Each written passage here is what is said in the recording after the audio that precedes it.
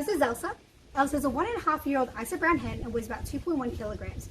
She's a free-range backyard chicken housed with 2 other hens within a designated living space. Elsa is unique compared to the other 2 hens in that she is very picky and has taken preference of only having leftovers and garden grub as her main source of diet, meaning she is in serious deficit and imbalance of nutrients.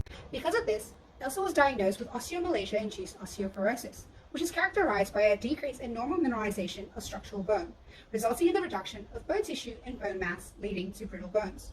This onset is a consequence of osteomalacia, which is caused by long periods of deficiency and imbalance of calcium and phosphorus, which is essential for bone mineralization, and vitamin D, which is essential for effective calcium absorption from the gut.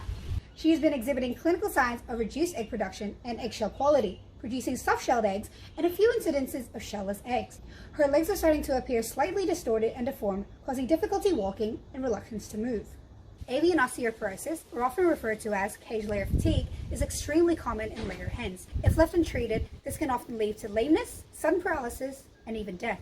Research has shown that nutritional approaches work best to alleviate osteoporosis when identified early. The first step is to isolate Elsa and improve her diet, namely calcium, phosphorus, and vitamin D levels. These are the aims in improving Elsa's osteoporosis through diet.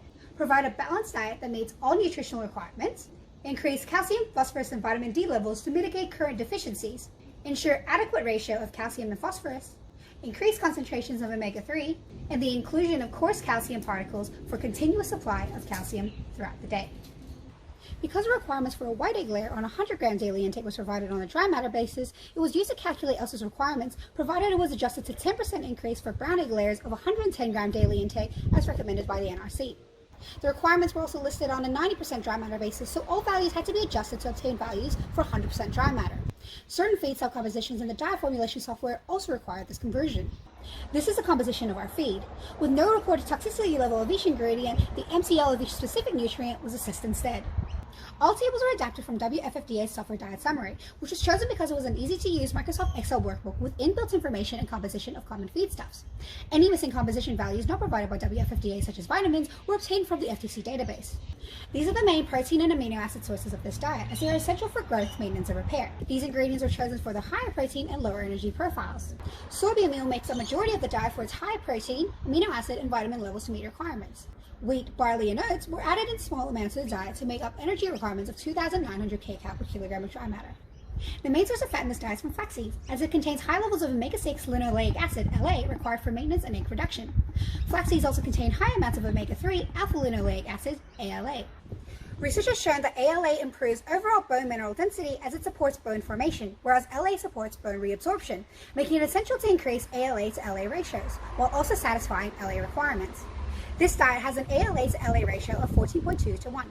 Oyster shells were supplemented to improve calcium levels. Egg formation requires a large amount of calcium, corresponding to about 2 grams of calcium per egg, which is about 10% of a hen's calcium store within their inner medullary bone.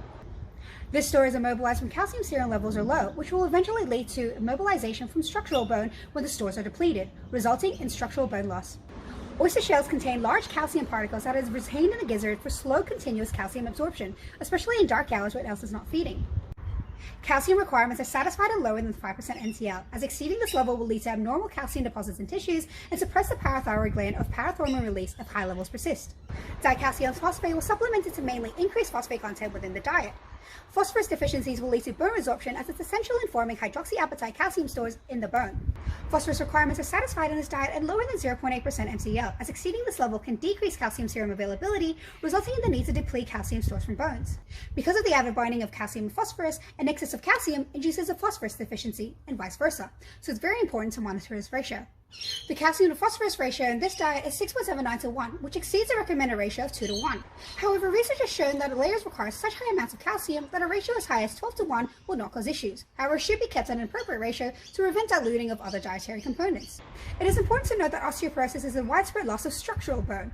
By increasing your calcium and phosphorus level, this will only rebuild medullary calcium stores. However, nonetheless have shown beneficial effects on osteoporosis.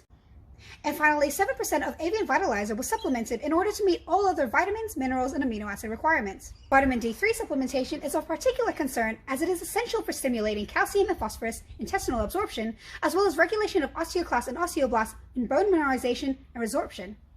Unlike mammals, birds discriminate between vitamin D2 and vitamin D3, so supplementation of vitamin D3 specifically is extremely important. Vitamin D3 requirements are satisfied in this feed and lower than MTL, as an excess of vitamin D3 has not been shown to provide additional advantage and can increase the risk of abnormal deposition of calcium in soft tissues. All other vitamins and minerals were supplemented by Avian Vitalizer to meet requirements and not exceed the MTL. MTL of certain vitamins have not yet been clearly established, so higher levels that exceed the RDI are not a huge cause for concern. Therefore, because all our aims are met with this diet, it is suitable for Elsa's onset of osteoporosis.